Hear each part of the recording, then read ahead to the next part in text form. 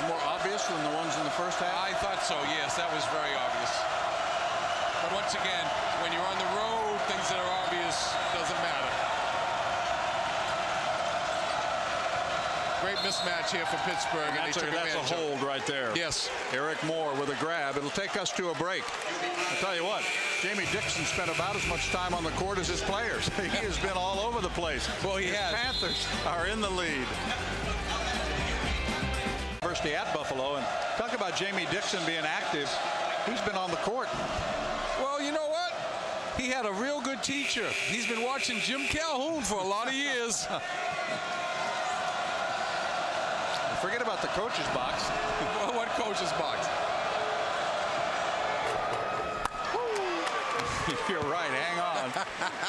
Hang on. This game is far from over. Mike Cook barely got it to go. He's looking for his 10th point of the game and gets them both. But you know what? Speaking of Jamie, though, as much as he's been on the officials, he has not been on his own kids. He's been very calm, cool, and collective with the Pittsburgh team. That's with the exception of probably what happened in the locker room at halftime. Exactly.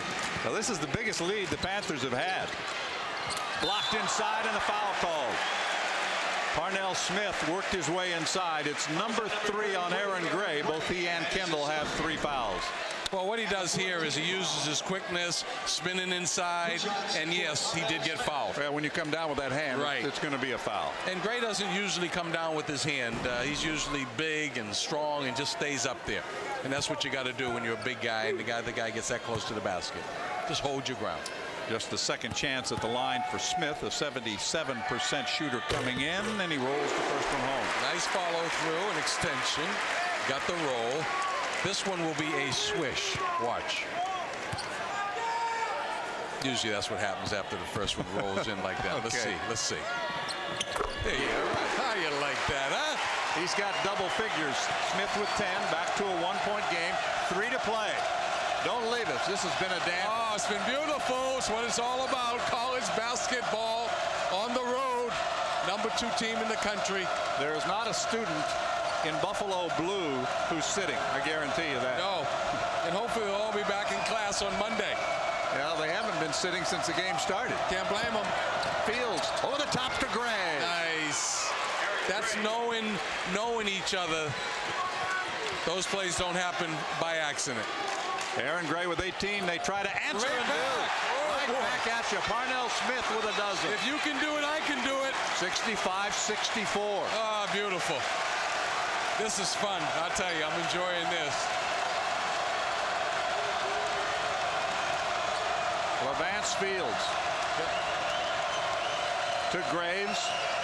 Cook on a drive. Inside and fouled.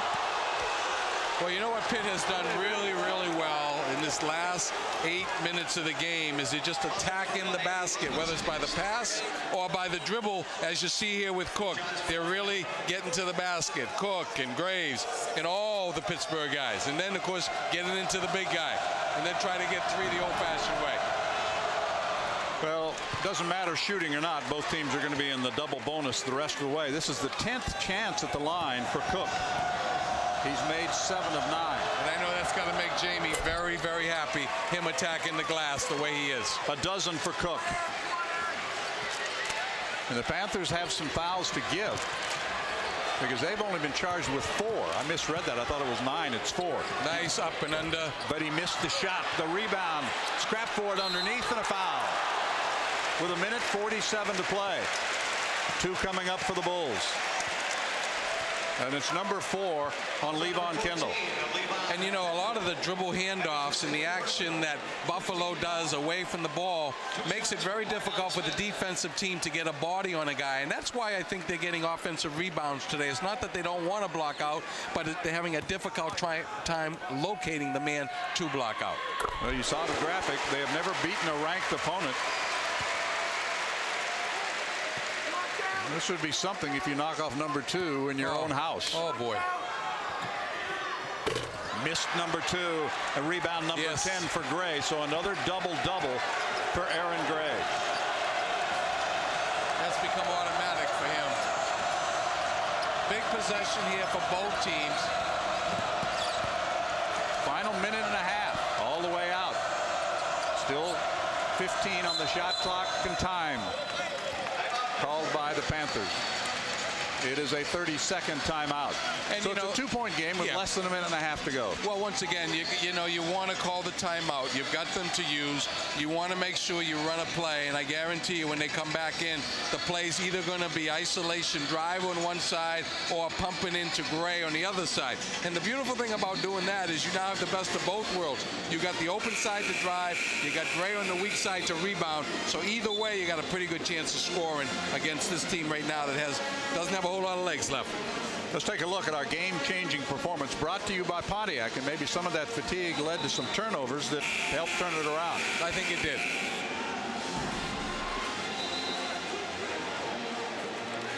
There's a pretty good example right there of a cross-court pass and a very alert defender, that time in the case of Levance Fields.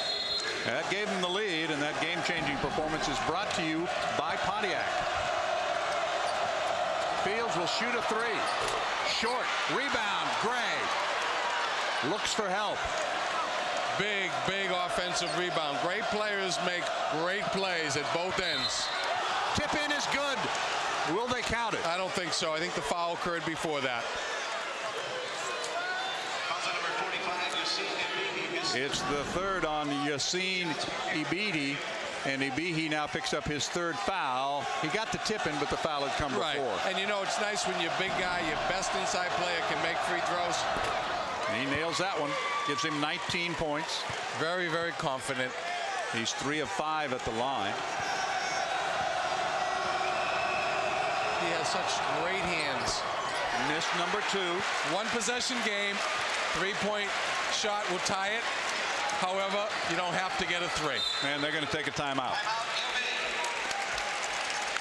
Reggie got the ball where he wanted, and he's going to make sure that he gets the inbounds play at the spot that he wants. I don't know if you remember, and I'm sure you do, this morning they worked on a play where they bring the big guy up to the top of the key off of a double screen. Dribble it down on one side, usually the left. Bring the big guy up to the top of the key. I wouldn't be surprised to see them run that play here, maybe looking for Ibidi to get that 3-point shot. Let's see. Well, let's see what Ibihi can do, because he does have one 3-pointer. He had 14 points in the first half. Then he made a couple of huge baskets after being quiet most of the second half and helped keep his team right in it. So they're still very much in this game. Well, each team has 2 timeouts remaining. And he's doing it against 2 excellent big men. And he has managed to stay away from foul trouble, which was obviously a huge concern. The count is on, and again, the Panthers thought it was backcourt. Here's the 3. There it is. It's going to be off target. A track down by Fields. Levance Fields starts back. We're in the final minute. Yeah, no rush. Pittsburgh right now will probably just run good offense, get it into Gray. Tyndall with a screen. Run Cook clock. Use the clock. Clock is at shot clock, as you see, is at 15. Huge possession. Buffalo's got to make a stop here to have a chance. Aaron Gray, no place to go. He goes low. Cook turns, and that's going to be an offensive foul. Yes, sir. Good call. You could see it. Yes, you could. Good call. Of course, Jamie told him good call. I don't think he really meant it, though. No, I don't think so either, but it was pretty obvious. Yes, it was. So now, with 26 to go, the shot clock is off. Well, I'll tell you what. You're the home team. What you want to try to do is get in overtime. So UB takes the timeout with 16 to go. They have 1 remaining. It is a full timeout. Reggie trying to figure out something here in the last 16 seconds. And you know, the last time they had this same out of bounds from the sideline